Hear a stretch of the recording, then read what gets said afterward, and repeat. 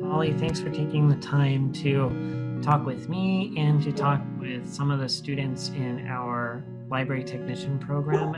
Go ahead and take a minute to introduce yourself and then maybe talk about where you currently work. Okay. Hi, Colin. Thank you for having me. And I was looking forward to seeing you all face to face, but under the current lockdown, I guess this is the best solution. Currently, I work for the County of Los Angeles Library. I am their youth services. I am a children's librarian. Okay. And yeah, the context for this presentation is that we're all on shelter in because of COVID-19. So if you hear a baby crying in my background, that's why, because I'm in my bedroom. And a dog barking in my house. So can you just take a couple minutes and talk about what it's like being a librarian and working in the library world while COVID-19 and social distancing is going on? That's a great question, Colin, and an unexpected question. It has been somewhat surreal working for the county. We're mandated disaster service workers, so we do still have to report to work. So in my situation, I go into the library 3 days a week, and I telework 2 days a week. So my library is about 21,000 square feet, and that allows us for a maximum of 6 people. So while we are closed, we still do answer the phones, and all of our electronic resources are available to anyone with a county library card. But it is definitely a very strange time. We're quite a busy library, so we have many different offerings, and we have an African American Resource Center as well. So all of our events, all of our programs have been canceled. We have heavy computer use, public computers. Of course, nobody can come and use the computers. They cannot browse the collection. We are closed. They actually cannot even send a book drop. All our books have been extended, so they will receive no fines. We are still conducting some of our programs, like we are doing virtual story times, which is a great service for our customers and patrons that haven't been able to that can't come into the library. So we still have a lot of our service. It's just it's very different. It's very different. Hmm. Yeah, wow. So virtual story time, how is that different from the physical story time, or what's your experience with doing something like that virtually? Actually have not done one yet. I've been invited to do one, but that is something that is in my pipeline. I was actually just trying to think about what I would do today. It's very, it's great. It's different because you don't have that face-to-face interaction with the kids. But you can watch it at the LA County Library Facebook or Instagram. So you can, but they're great. Our librarians are great. They're so interactive and they're fun, and they've come out with some really dynamic story times. Also, they have some bilingual story times as well. Oh, cool. So how did you get into the world of library science? So I probably by accident, like most of us, I was a library page in high school, and then I got promoted up to library clerk, and these were at the Orange County Public Library System. And I really enjoyed it and thought, wow, this is something that I could do and would want for my career. But little did I really know that's exactly what I was going to do. It was something I was working there, but I wasn't sure if I wanted to go into optometry. So it was between that and library science. But I wasn't very good at chemistry, so that ruled it out. And so then I went to library school, and I ended up doing a few internships. And my internships weren't in the public library, which is quite interesting. I had a classmate, they knew a librarian at Boeing, and they were looking for an intern. So I ended up doing a total of 3 internships at Boeing, and a few other internships, all for free. I would think I was the queen of internships. Then they were all, and so that's how I kind of started, is my library career. Yeah. Some of the students in the library technician program are looking for places other than like a public library or an academic library. So working for Boeing would be considered like a special library? Yes, Boeing, any of the pharmaceutical companies, libraries, and you could even consider a law library a special library, a genealogy library, maybe a museum library. So Yeah. those could all fall under special. So speaking of pharmaceutical libraries, that's one of the libraries that you have worked at, is that right? Yes, I have spent the majority of my career at one. It was based in Garden Grove, and we were a small consulting firm to the pharmaceutical companies. How I started there, and this could happen to anybody. I was just finishing up library school, and I saw this ad for this consulting company. I thought, oh, that sounds really cool. It's in the healthcare industry, and it would be a part-time position. I thought, oh, okay, I'll just interview, and if I get it, I'll work there part-time and look for something full-time. And so I went for my interview, and I met with the owner and another project manager, and he said, we just kind of sort of connected. He really liked my technology skills, because at that time, website development wasn't very, not a lot of librarians had web development, and I had taken a web class. And he said, oh, are you looking for a full-time job? And I said, yes. Well, it turns out that they had a sister company on the East Coast, and one of their librarians had just retired. So he called somebody up, and then he asked me if I wanted to work full time, and I said yes. So that's how that came about. So I think in your careers, I think you'll have those surprise moments that you weren't even thinking about. Right. So in your time at, library science school, where did you see yourself working as a librarian? I originally went in that I was thinking I was going to work for a public library system, because that's what I was doing. I was a library page and library clerk for a local library system. So that's what I thought I was going to do. But then I ended up doing internships all at special libraries. I did a medical library, and also another company where I was doing in competitive intelligence. And this is how small the world is. The owner of the company knew the manager of the company that I was an intern doing competitive intelligence. And so he called him up. I remember, I think his name was Carl. But so it's just such a small world. And that was one of the things that in my little tips to give the students, give you guys, is that the library industry is a very small industry. I'm sure Colin can affirm that it is very small. So it's always good to keep your contacts. Yeah.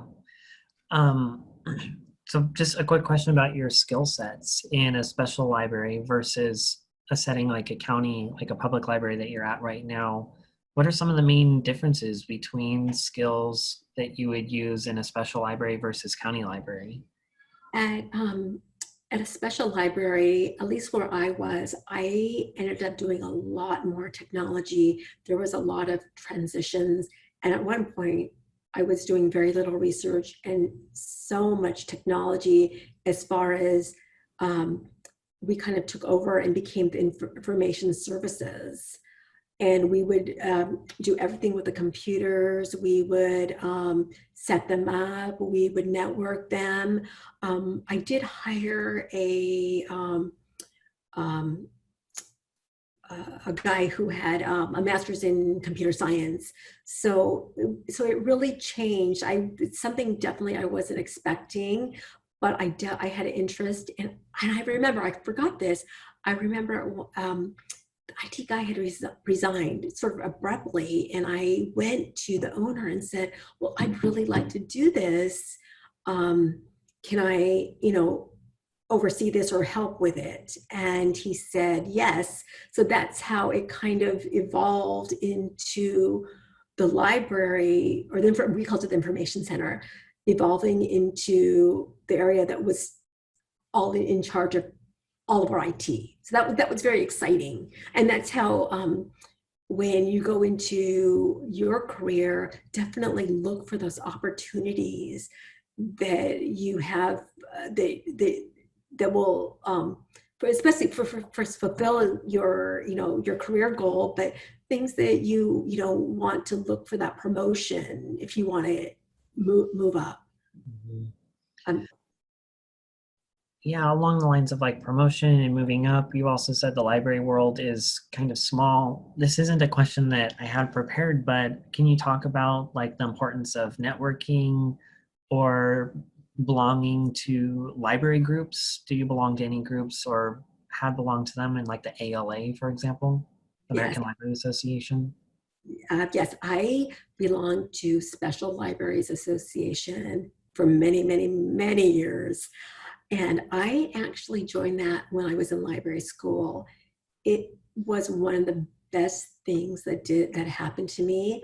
I felt like I was a little more prepared for the library world. And so I was active for the first several years. And then I had my kids, and I kind of stopped, and I got back into it. And this is how it is a very small world again. So I had met another librarian, local librarian, and we we were going to plan a professional development. So we ended up planning a professional development, and we really got to know each other.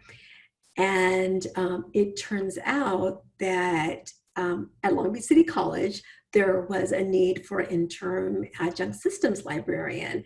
And her husband just happened to be the dean of the libraries.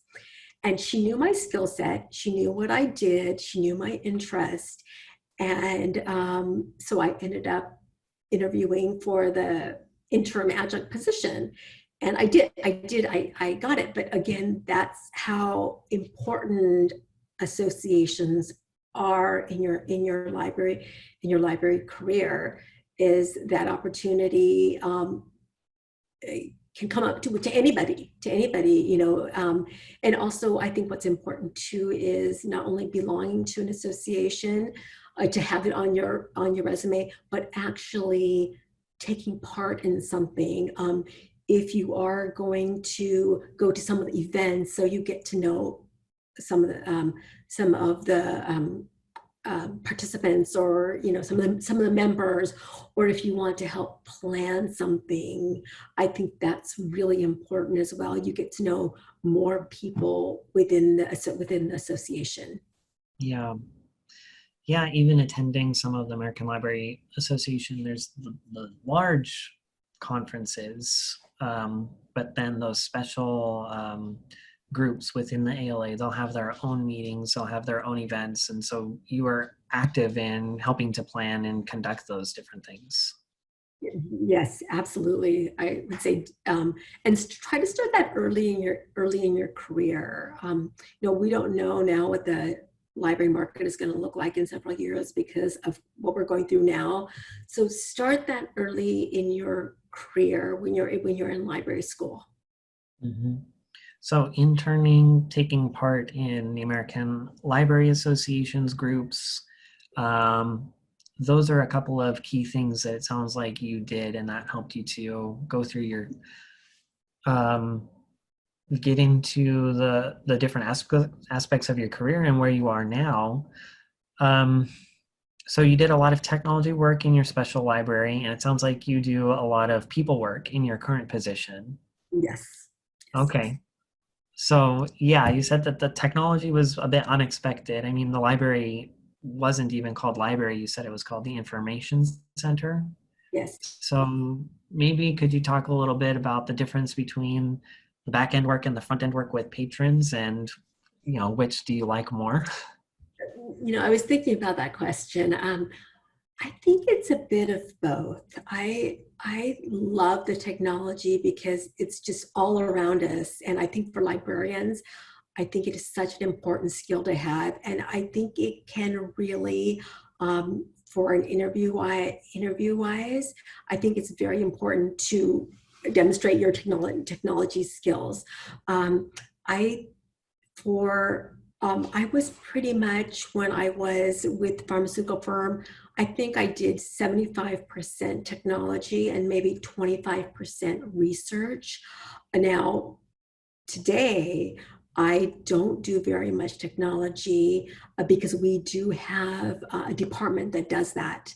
So I'm more on the public services side now. It's been a huge change. It's been a huge change.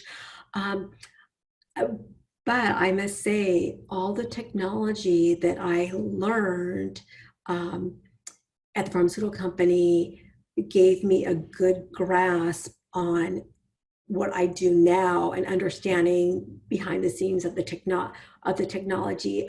I do miss it, and I wish I did more of it. Another thing, I did a lot more research, and I do miss that as well. I'm a children's librarian, so I don't do a lot of research. I do a lot more program planning um, than I do research. So maybe talk a little bit about the program planning for students who are interested in going into something like that. What does planning a typical program look like? Oh, okay. Okay. So let's say I'm going to plan. I'm going to give you two scenarios. One, I'm going to do a story time. So I do story times.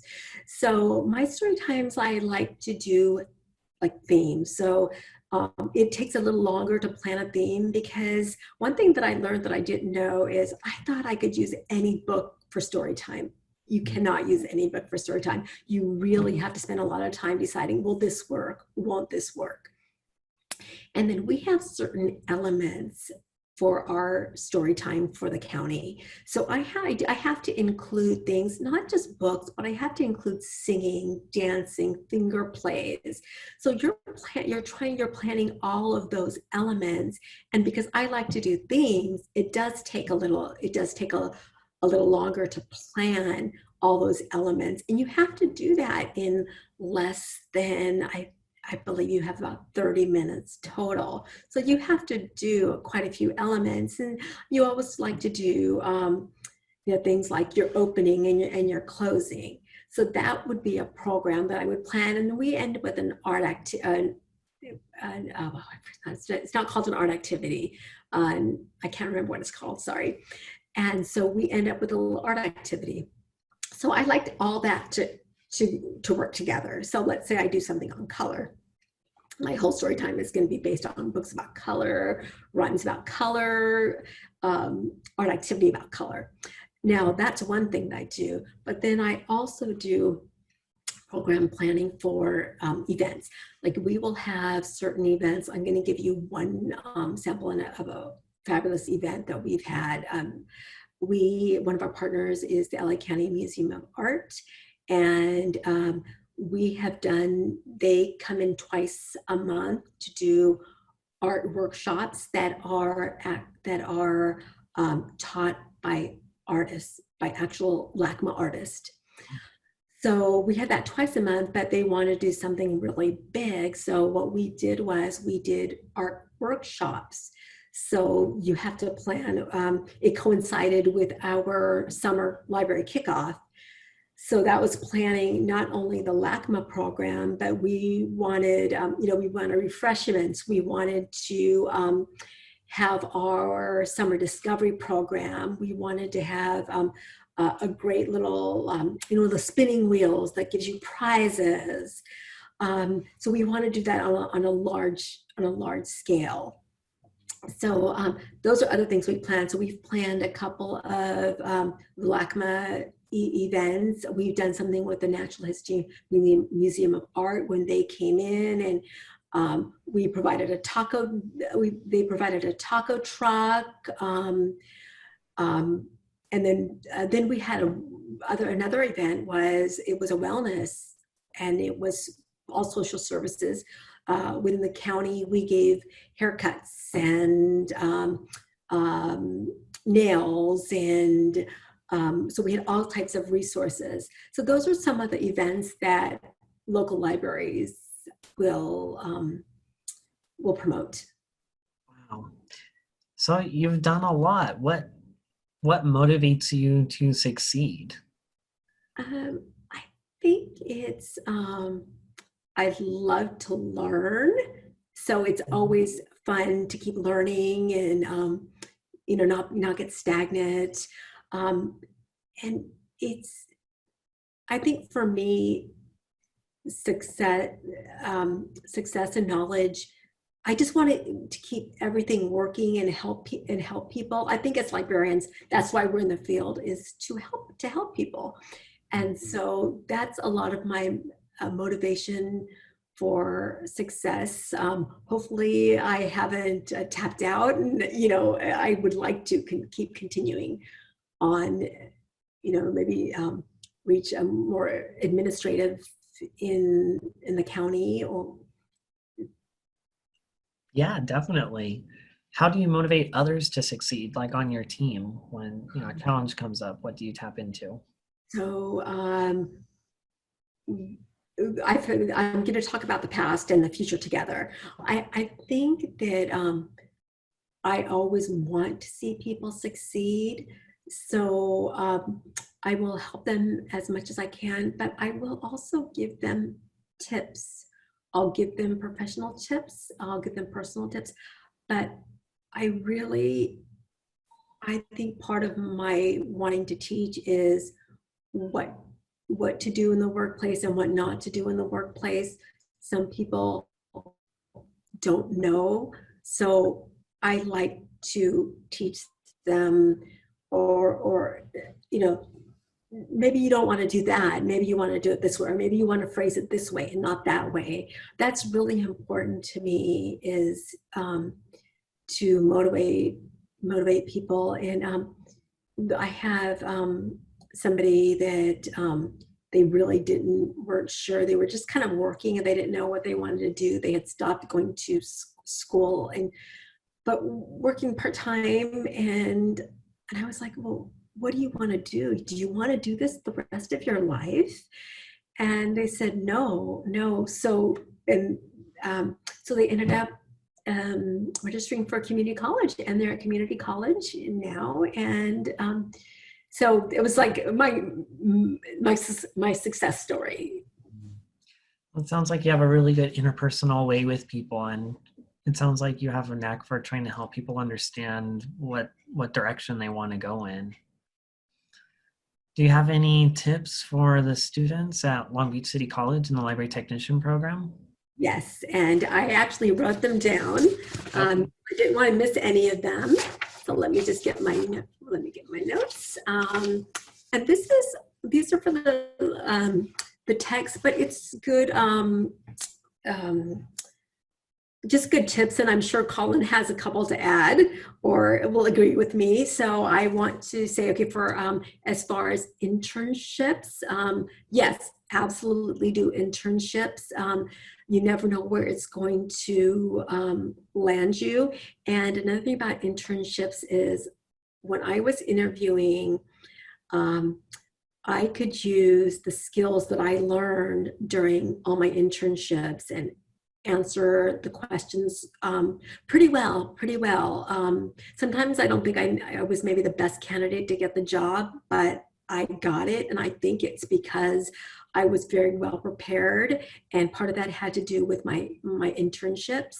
And I do want to tell you, I had not been, when I decided I wanted to go back into a public library, I hadn't had experience in many, many, many years, and I was library patron library clerk.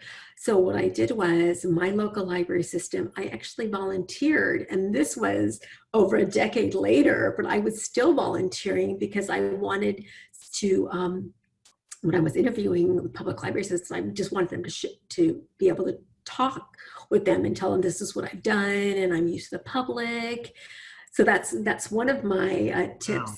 Wow. Another one is, and I know Colin will agree with me on this one, get along with others and be nice to everybody. It is really, really important. I know sometimes we have to bite our tongue, but just do it.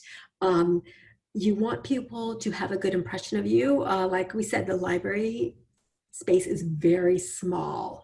And even if you are interviewing and someone knows where you worked before, they could call them up and get some information on you. So always, get along with others and be nice to everyone. Another thing is always do your best work. You don't know who's watching you. You don't know who's watching you. Sorry about that. They could maybe not be your supervisor now, but maybe later, and they realize, oh, she did such a great job. Yeah, I want to hire her. So always, and take on projects and that you may think are a little bit over your head, because you can most probably do it, and you can always ask for help. And that's another one, always ask for help. Always ask for help. I'm guilty of that. Sometimes I didn't, and it took me a lot longer to do something than I thought. Another one is do not partake in gossip, in office gossip. I know sometimes that may be a little hard to do, but again, if you have someone that moves up and remembers that you were an office gossip, that could potentially risk you of not getting a potential job. And my last one is embrace change. I always thought I hated change. And I feel like I have been doing nothing but change in my library career. So embrace it, even if you didn't think you could. In these times too, that last piece of advice is a really good one. There's a lot of change going on, and I think that, yeah, I agree with all of your tips. I think having patience is a really good thing patience is a virtue. And particularly when you are in a public library setting, you do need a lot of patience. Yeah. Well, I think that this has been a pretty good interview. I think that a lot of what you shared will be relevant and helpful to the students, and I appreciate you taking the time to reach out to them. Is First, there anything we didn't touch on that you might? let me just do a quick look over my notes. No, I think we covered everything. And Colin, thank you for allowing me to speak. And I hope everyone stay safe and be well and keep in touch with your family and friends during this time. You too. Stay safe. Hey, everybody, good luck.